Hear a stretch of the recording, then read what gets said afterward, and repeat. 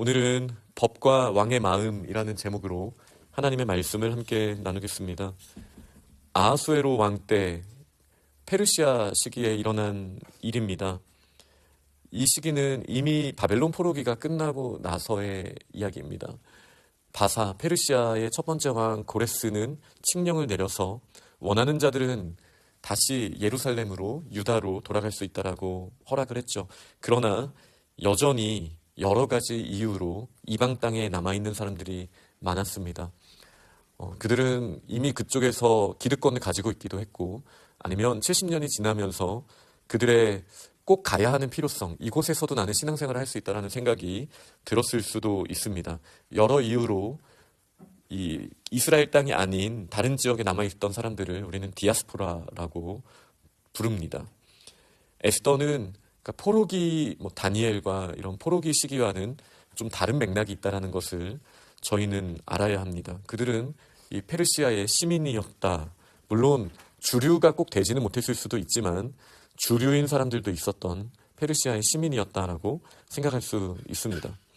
이 아하수에로 왕은 인도로부터 구스까지, 동쪽으로는 거의 아시아의 끝이라고 그 사람들이 생각했던 인도, 그리고 남쪽으로는 아프리카에서도 남쪽에 있는 구스까지 굉장히 넓은 제국을 통치하던 왕이었습니다. 그리고 그는 어떻게 보면 현대인들이 너무나 좋아할 만한 몇 가지 일들을 합니다.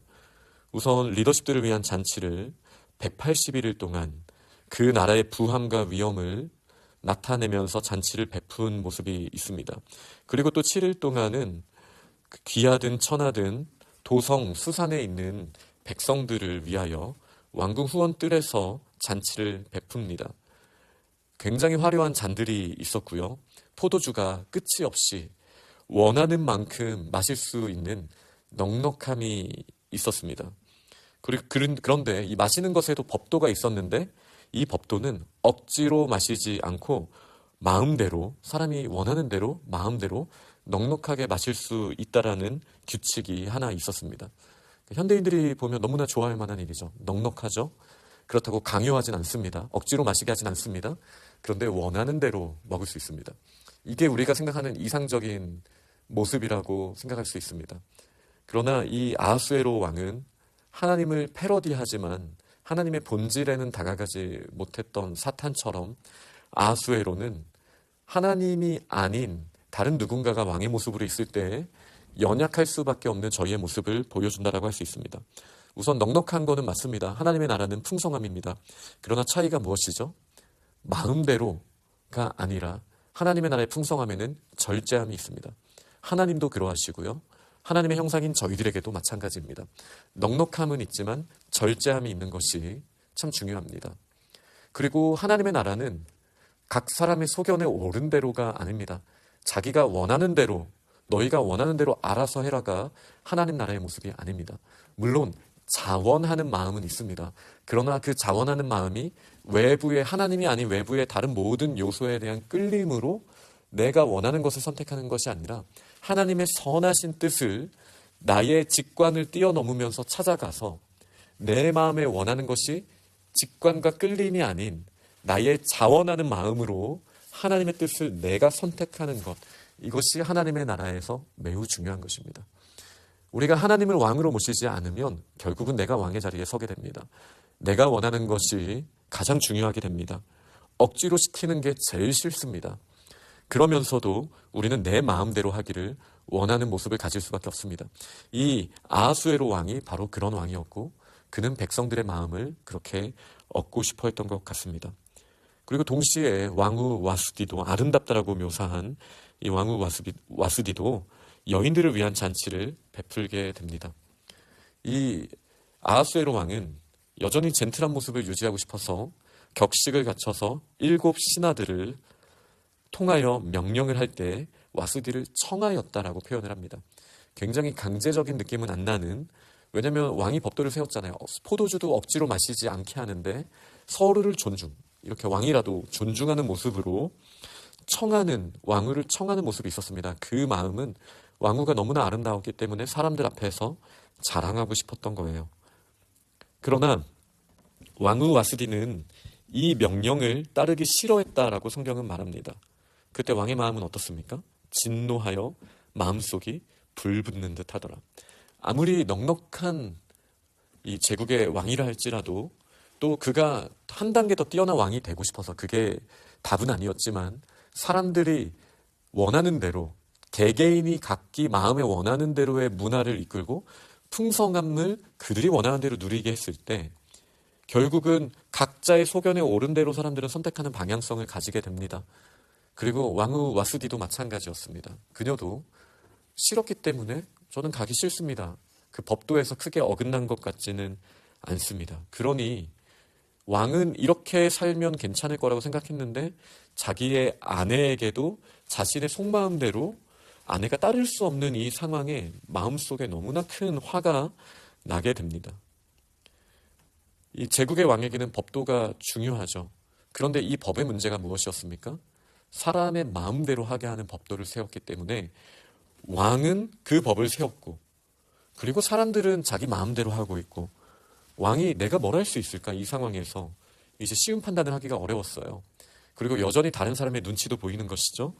그래서 이제 이 법을 해석할 수 있는 사람들을 불러서 이렇게 명령을 따르지 아니한 와스디를 어떻게 처치할까라는 자문을 구하게 됩니다. 그때 7명 중에 무무간이라는 내시가 왕 앞에서 왕의 마음을 기분 좋게 하는 표현을 하게 됩니다. 그 말은 이것은 왕에게만 잘못한 게 아닙니다. 모든 백성들에게도 왕후 와수디는 큰 잘못을 했습니다.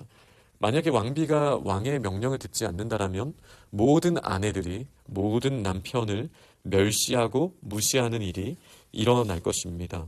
그래서 와스디를 다시는 왕 앞에 나오지 못하게 왕비를 폐위하는 이 조서를 내려서 이제는 사람들에게도 왕의 마음을 또 존중하는 질서를 세우소서 이렇게 명령을 내리게 됩니다. 조언을 하게 되고 왕의 마음이 흡족했습니다. 그 말을 옳게 여겼다라고 말합니다. 그리고 무무간의 말대로 행하여서 이제 남편이 자기의 집을 주관하도록 그리고 그렇게 아내보다는 남편의 권위를 훨씬 세우는 법을 내리게 됩니다. 저는 오늘 제목을 법과 왕의 마음이라는 제목으로 두었습니다. 이 왕은 다른 사람들에게 나이스하게 보이고 싶은 마음이 참 컸습니다. 넉넉함을 가지고 있었고 그 넉넉함을 마음껏 누려라 라고 말을 했습니다. 그리고 그 할 수 있는 도구 중에 하나가 법이었죠. 그러나 정말 사람들이 마음대로 하는 게 질서 있는 법이라고 할 수 있겠습니까? 그렇지 않죠. 점점 혼돈으로 가는 거예요. 원래 이 상황에서 법을 쉽게 변개할 수가 없습니다. 바꿀 수가 없습니다. 그러나 왕은 이 자기가 마음에도 있었지만 내시의 조언을 듣고 또 법을 또 쉽게 바꾸고 그리고 자신의 마음에 또 원하는 대로 이걸 이끌게 됩니다. 그러니 왕이 처음 생각한 것과 달리 모든 사람이 마음에 원하는 대로 질서를 이루는 것은 어차피 불가능한데 결국은 왕의 마음대로 할 수 있는 구조를 만들었어요. 그런데 이것도 웃긴 게 왕의 마음대로 했다기보다는 왕을 조종하고자 하는 내시의 마음에 귀 기울이고 그것이 나에게도 유익이 되기 때문에 내시의 말을 듣고 있는 또 너무나 연약한 왕의 모습을 오늘 보여주고 있습니다. 이것이 하나님이 왕의 자리에 안 계실 때 아무리 풍성한 상황이 있다 할지라도 우리에게 찾아올 수밖에 없는 혼돈이라고 할 수 있습니다. 법이 있고 우리의 마음이 있습니다. 그러나 이 법을 하나님께 두지 않으면 우리는 우리의 마음대로 법을 지키기도 하고 안 지키기도 하고 혹은 이 법을 세우기도 하고 폐하기도 하는 폭군의 모습으로 서게 된다는 사실을 기억해야 합니다.